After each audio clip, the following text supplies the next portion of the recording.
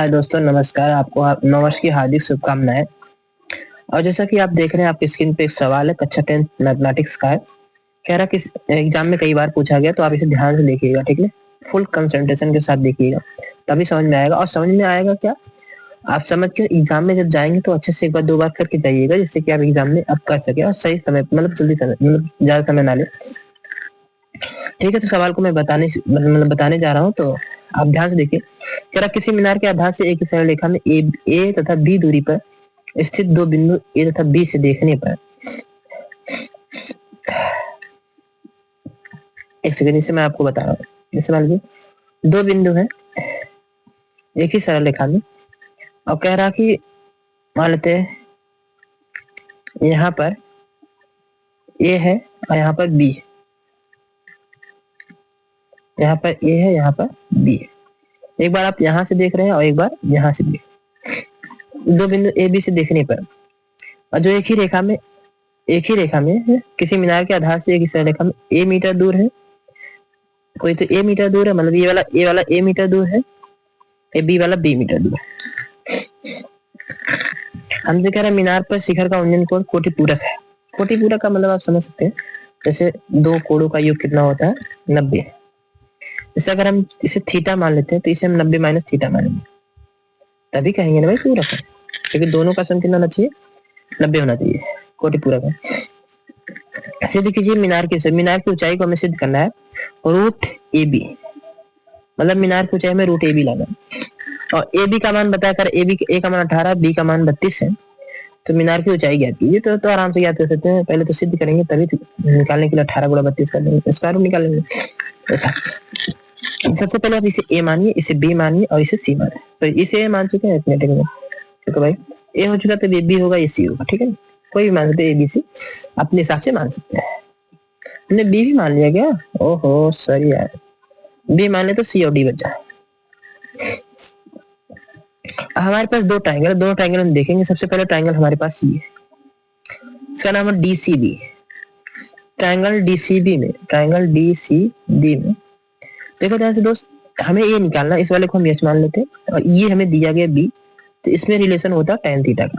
तो लिखेंगे tan 90 minus theta बराबर एच बटा बी। tan थीटा का मान 90 माइनस थीटा बराबर आ जाए cot थीटा बराबर एच बाई बी।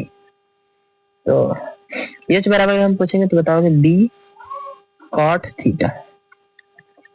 इसे मान लो आप समीकरण नंबर 1। अब बड़े वाले में लगाते हैं। बड़े वाले का मतलब जैसे इसमें, इसका नाम क्या है, ए सी डी में, ट्राइंगल ए सी डी में अगर आप देखेंगे tan कितना रहेगा, tan थीटा बराबर लंब का मान क्या है, एच है, और आधार का मान क्या हो जाएगा, ए हो जाएगा। कितना हो जाएगा,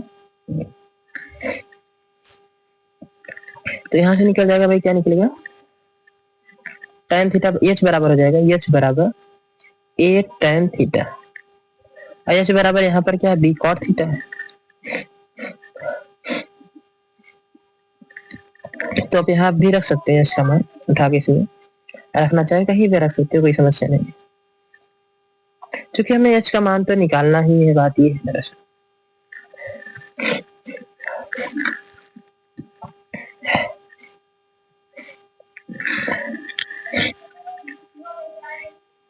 तो हम क्या कर सकते हैं, यहाँ से दोनों का बल्कि गुणा कर देते हैं, जैसे इसका और इसका, क्योंकि हमें एच निकालना ही है। तो इसे समीकरण नंबर 2 मान लेते हैं। एच का गुणा करेंगे, आप कहोगे एच स्क्वायर आएगा, कैसे आएगा भाई, यहाँ लिखते, कहाँ लिखेंगे, चलो कहीं पे लिखते हैं, यहाँ पर लिखते हैं, कहीं लिख के भी हम उधर बताते हैं। इसका गुणा करोगे तो बी cot थीटा आएगा और गुणे ए tan थीटा आएगा।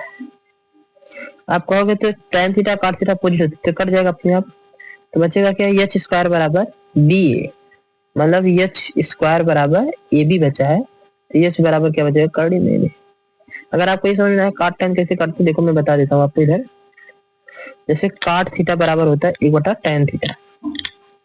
अगर आप यहाँ पर इस cot की जगह पर 1 बटा tan लिखेंगे तो tan से कट जाएगा। यश का मान आ गया। जैसे यश का मान आया तो आप क्या कर सकते हैं, इसमें यश बराबर रूट ए बी सिद्ध हो गया। ए बी का मान यहाँ रखना है आपको, रख दीजिए। I think this was very simple question.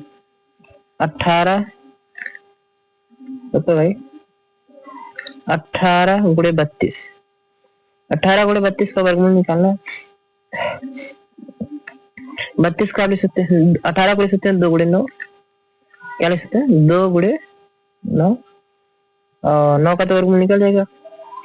और 32 को लिख सकते हैं 2 गुणे 16, 2 गुणे 16, 16 का भी निकल जाएगा। तो 2 मिनट का 1 2 बाहर आएगा और 9 का 3 आएगा, 16 का 4 आएगा। 4 3 12 दूनी 4 3 12 दूनी 24, मतलब मीनार की ऊंचाई 24 है। I think this was a very easy question and you can also solve it.